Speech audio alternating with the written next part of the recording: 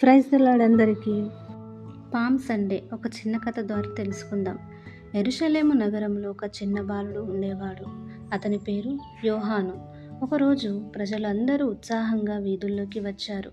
యేసు వస్తున్నారు అని వాళ్ళు ఆనందంగా చెప్పారు. యోహాను కూడా ఆసక్తిగా బయటికి వచ్చాడు. ప్రజలు తమ వస్త్రాలు నేలపై పరిచి తాటి ఆకులను ఊపుతూ హోసన్నా అని కీర్తించారు. యేసు ప్రభువు గాడిదపై వినమ్రంగా నగరంలోకి ప్రవేశించారు. యోహాను దగ్గర చిన్న తాటి ఆకు మాత్రమే ఉంది.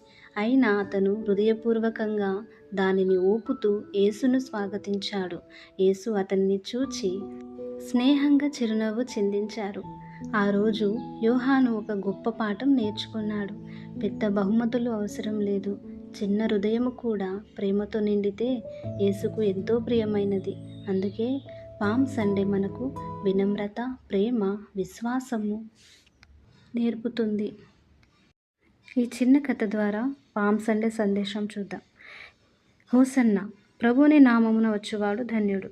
మత్తయి సువార్త 21వ అధ్యాయము 9వ వచనంలో. ఈ పవిత్రమైన పామ్ సండే సందర్భంగా యేసు ప్రభువు వినమ్రతతో యెరూషలేములో ప్రవేశించినట్టు మన హృదయాల్లో ఆయనకు స్థానం ఇవ్వాలి.